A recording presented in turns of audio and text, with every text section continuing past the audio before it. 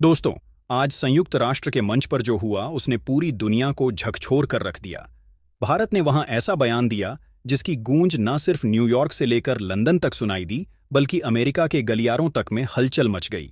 विदेश मंत्री एस जयशंकर ने जब अपने तेवर दिखाए तो यूएन की पूरी सभा कुछ पल के लिए जैसे खामोश हो गई।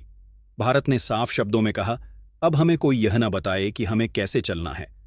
दरअसल कुछ अंतर्राष्ट्रीय संस्थाएं भारत को अब तक एक ओपन फील्ड समझती रहीं, जहां वे अपने एजेंडे चलाती, अपनी नीतियां थोपती।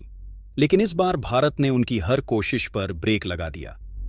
यूएन को दो टूक शब्दों में समझाया गया कि भारत किसी की कठपुतली नहीं है। और तभी दूसरी ओर अमेरिका के अंदर से भी एक बड़ा धमाका हुआ। डोनाल्ड ट्रंप के नाम एक चिट्ठी लिखी गई, जिसमें साफ कहा गया कि भारत से टकराने की गलती मत करना, क्योंकि अब भारत 90 के दशक वाला देश नहीं रहा। अब सवाल यह है, आखिर किसने लिखी यह चिट्ठी? क्यों जयशंकर का बयान रूस की उस मांग से जुड़ गया जिसे भारत ने ठुकरा दिया? और कैसे इस एक घटना ने भारत की डिप्लोमेटिक पोजीशन को पहले से कहीं ज्यादा मजबूत बना दिया? आगे हम पूरी कहानी विस्तार से बताएंगे।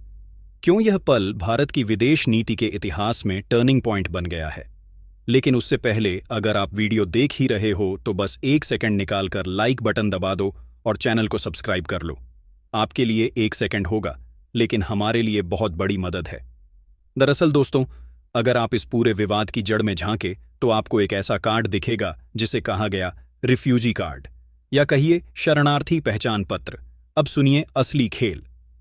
यूएन की एक एजेंसी ने हाल ही में ऐलान किया कि भारत में रह रहे विदेशी लोगों जो अपने देश छोड़कर यहां आ बसे हैं, उन्हें यह रिफ्यूजी कार्ड दिया जाएगा। मतलब साफ है, अगर यह कार्ड मिल गया तो चाहे वह लोग भारत के नागरिक हों या नहीं, उन्हें यहां रहने का कानूनी हक मिल जाएगा। अब सवाल उठता है, यह रिफ्यूजी कार्ड आखिर होता क्या है?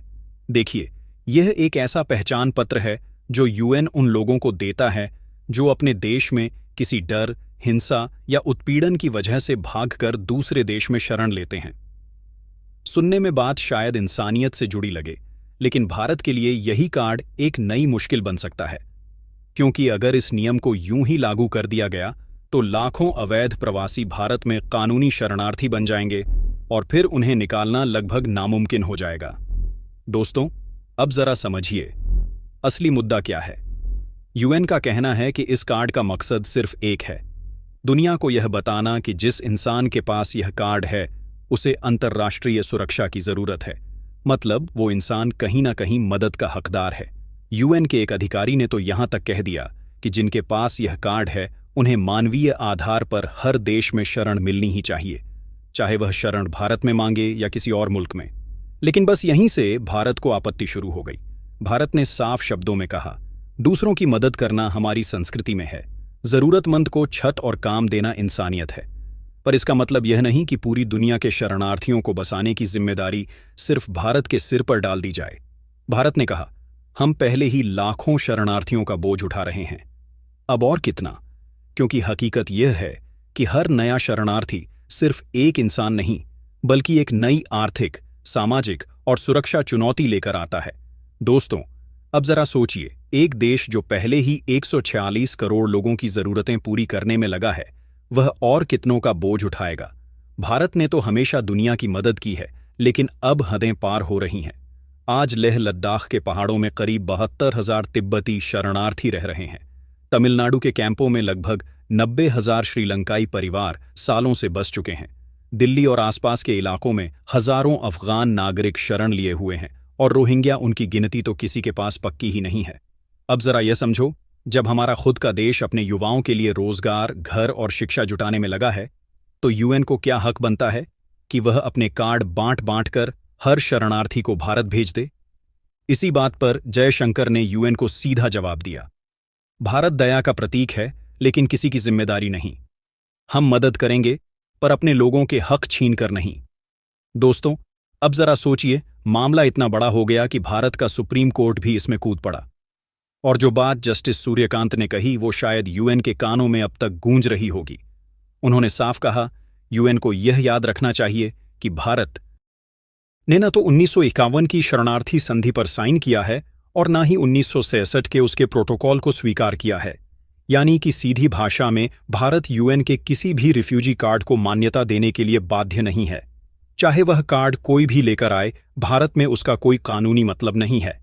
और यहीं से शुरू होती है भारत की नो कंप्रोमाइज पॉलिसी।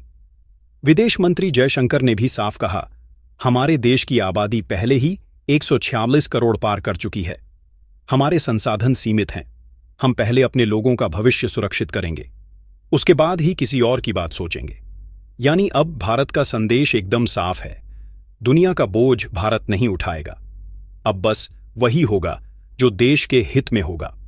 कमाल की बात सुनिए दोस्तों, जो देश खुद अपने दरवाजे बंद कर लेते हैं, वही आज भारत को इंसानियत का पाठ पढ़ा रहे हैं।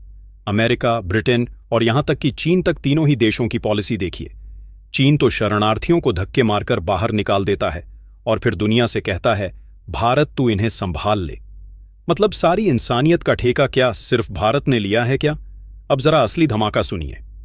वो खबर जिसने व्हाइट हाउस के अंदर हड़कंप मचा दिया। खुद अमेरिकी राष्ट्रपति डोनाल्ड ट्रंप को उनके ही 19 सांसदों ने ऐसा खत लिखा है जिसने अमेरिका और भारत के रिश्तों की नींव हिला दी है। इन सांसदों ने ट्रंप को दो टूक कहा, भारत से पंगा लेना अमेरिका के लिए बहुत भारी पड़ सकता है। अब सोचिए, जब किसी देश के अपने ही नेता उसके खिलाफ खड़े हो जाएं, तो इसका मतलब साफ है, कुछ बड़ा उबल रहा है अंदर से। दरअसल ट्रंप के दूसरे कार्यकाल में कुछ ऐसे फैसले लिए गए थे जिनसे भारत और अमेरिका की दोस्ती में दरारें दिखने लगीं। वो जो कभी सबसे भरोसेमंद साझेदारी कही जाती थी, अब ठंडी पड़ चुकी है और इसी ठंडे रिश्ते की गर्मी अब अमेरिका के कई बड़े सांसदों के सिर चढ़कर बोल रही है। एक साथ 19 सेनेटर और कांग्रेसमैन खुलकर ट्रंप के विरोध में आ गए हैं। इतना बड़ा झटका पहले कभी नहीं देखा गया था। अब सुनिए असली गेम। वह 19 सांसद जिन्होंने सीधे डोनाल्ड ट्रंप को एक चिट्ठी लिख डाली, और इस चिट्ठी में जो लिखा है उसे सुनकर खुद व्हाइट हाउस में सन्नाटा छा गया। इन सांसदों ने ट्रंप से साफ कहा, भारत से रिश्ते बिगाड़ना खुद अपने पैर पर कुल्हाड़ी मारने जैसा है। उन्होंने ट्रंप को याद दिलाया कि भारत कोई आम देश नहीं है, बल्कि वो अमेरिका का सबसे अहम रणनीतिक पार्टनर है। एक ऐसा दोस्त जिसके बिना आज की दुनिया में अमेरिका एक कदम भी आगे नहीं बढ़ सकता। लेकिन इस चिट्ठी में जो सबसे बड़ी चेतावनी दी गई, वो सुनकर ट्रंप भी कुछ पल के लिए खामोश रह गए। सांसदों ने कहा, अगर अमेरिका ने भारत से अपने रिश्ते नहीं सुधारे तो इसका सीधा फायदा उठाएंगे रूस और चीन, और अगर ऐसा हुआ तो भारत की साझेदारी इन दोनों देशों से और गहरी हो जाएगी। यानी ट्रंप का भारत से पंगा लेना दरअसल अपने ही दुश्मनों को ताकत देने जैसा है। अब सवाल यही है, क्या ट्रंप अपने ही सांसदों की इस चेतावनी को मानेंगे, या फिर वह वही करेंगे जो हमेशा करते आए हैं, पहले आग लगाना और फिर खुद तमाशा देखना। इसके अलावा दोस्तों, रूस से जो खबर निकल कर आई है उसने पूरी दुनिया के बड़े बड़े नेताओं की नींद उड़ा दी है। एक ऐसी मीटिंग हुई है जिसने पुरानी दुश्मनियों को धुंधला कर दिया और पुराने दोस्तों के बीच नई दीवारें खड़ी कर दी। अब जरा सोचिए, एक ही टेबल पर बैठे थे भारत, रूस, चीन, पाकिस्तान और अफगानिस्तान के प्रतिनिधि। मंच वहीं था, लेकिन हर देश के इरादे बिल्कुल अलग। मुद्दा था अफगानिस्तान का भविष्य, लेकिन इसके पीछे छिपा एजेंडा कहीं ज्यादा गहरा था। मीटिंग खत्म होने के बाद जब सभी देश लौटने को थे, तभी हुआ वह पल जिसने सबका ध्यान खींच लिया। भारत ने भी उस संयुक्त बयान पर अपनी मुहर लगा दी। अब यह तो सुनने में एक औपचारिक बात लगती है, लेकिन असल में यह था भारत का ऐसा कदम जिसने अमेरिका की पेशानी पर पसीने ला दिए, क्योंकि उस बयान में साफ लिखा गया कि अफगानिस्तान में शांति और स्थिरता बनाए रखना अब इन सभी देशों की साझा प्राथमिकता है। यानी एक तरह से भारत ने खुलकर कहा, हम अब अपने फैसले खुद लेंगे, चाहे अमेरिका को पसंद आए या नहीं। दोस्तों, अब असली खेल वहीं शुरू हुआ जहां रूस, चीन, पाकिस्तान, भारत और अफगानिस्तान एक ही कमरे में बैठे। मीटिंग की शुरुआत भी इतनी साधारण नहीं थी। हर देश अपने अपने एजेंडे के साथ आया, लेकिन जब चर्चा शुरू हुई तो बात सिर्फ अफगानिस्तान की नहीं थी, बल्कि पूरे क्षेत्र की भविष्य की सुरक्षा पर थी। सवाल था, क्या किसी भी बाहरी देश की सैन्य गतिविधि सीधे अफगानिस्तान और पड़ोसी देशों की स्थिरता को खतरे में डाल सकती है? हर देश ने खुलकर माना, किसी की बपौती नहीं बनने देगा। और यही वह मोड़ है जहां पूरी दुनिया ने देखा कि अफगानिस्तान में स्थिरता बनाए रखने के लिए सब एक ही पन्ने पर हैं। इसके दोस्तों, अगली बड़ी खबर भी रूस से आई है, और इसे सुनकर आपको लगेगा कि भारत ने सच में हिम्मत का फैसला लिया है। दरअसल रूस ने भारत से एक ऐसी मांग रख दी थी जो किसी भी आम हालात में पूरी हो सकती थी, लेकिन देश के भविष्य को देखते हुए भारत ने साफ मना कर दिया। हाँ, यह सही है, रूस शायद थोड़ी नाराज हो, लेकिन यह फैसला भारत के लिए जरूरी था। सोचिए, अगर भारत उस समय झुक जाता तो फायदा हमारे पड़ोसी चीन को मिलता, पैसा भारत का, मुनाफा चीन का। ऐसे सौदे पर कभी समझौता नहीं किया जा सकता। इसलिए भारत ने दो टूक कहा नहीं। दरअसल पूरा खेल फंसा है दो करेंसी के बीच, भारत का रुपया और चीन का युवान। रूस चाहता था कि भारत तेल के बदले अब यूएस डॉलर या यूएई दरहम की बजाय सीधे चीन के युवान में पेमेंट करें। याद कीजिए, यूक्रेन युद्ध के बाद रूस पर पश्चिमी प्रतिबंधों की झड़ी लग गई थी, उसे ग्लोबल बैंकिंग सिस्टम से बाहर कर दिया गया।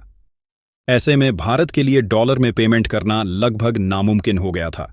इस जटिल स्थिति को हल करने के लिए दोनों देशों ने क्रिएटिव रास्ता निकाला।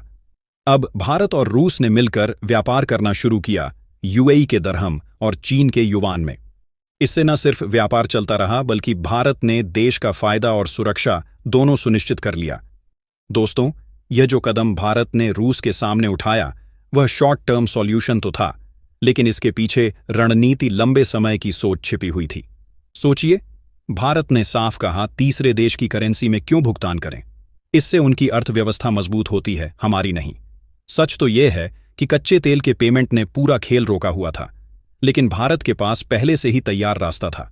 मसाले हो, कपड़े हो, ज्वेलरी, सॉफ्टवेयर या अनाज, सब कुछ रुपए और रूबल में ट्रांसफर हो रहा है। आरबीआई ने रूस के लिए वॉस्ट्रो अकाउंट भी खोले हैं। भारत का तर्क साफ है, अगर हम आज पीछे हट गए तो रुपया कभी ग्लोबल करेंसी नहीं बन पाएगा। याद कीजिए, अमेरिका और चीन की करेंसी भी एक समय पर नई ही थी, उन्होंने भी जोखिम उठाया, अपनी मुद्रा को मार्केट में उतारा, और तभी जाकर आज उनका प्रभाव विश्व स्तर पर है। भारत ने रूस को साफ कह दिया, अब अमेरिका या चीन की करेंसी में कमीशन देना बंद। अब वक्त है अपनी अर्थव्यवस्था और अपनी करेंसी को मजबूत बनाने का। हो सकता है शुरुआती समय में थोड़ी दिक्कत हो, लेकिन जब दुनिया के देश रुपए में लेन देन करने लगेंगे, तभी यह भारतीय मुद्रा एक ग्लोबल करेंसी बनेगी। दोस्तों, अब सोचने का नहीं, एक्शन लेने का समय है। दोस्तों, बात साफ है, भारत चाहता है कि तेल का भुगतान हमारी अपनी करेंसी में हो, न कि चीन के युवान में। रूस को भी भारत ने साफ कह दिया, अब अमेरिका या चीन की करेंसी में कमीशन देना बंद। यानी भाई, हम कब तक दूसरों के सिस्टम में फंसे रहेंगे और उनका फायदा बढ़ाते रहेंगे। अब वक्त आ गया है अपनी अर्थव्यवस्था को आत्मनिर्भर बनाने का, अपनी मुद्रा को ग्लोबल बनाने का। तो दोस्तों, आप क्या सोचते हैं? क्या भारत का यह कदम सही है या जोखिम भरा? अपनी राय नीचे कमेंट में लिखें, हम पढ़ना जरूर चाहेंगे। और दोस्तों, यह थी आज की बड़ी खबर जो काफ़ी रिसर्च और मेहनत के बाद हमने आपके सामने रखी है।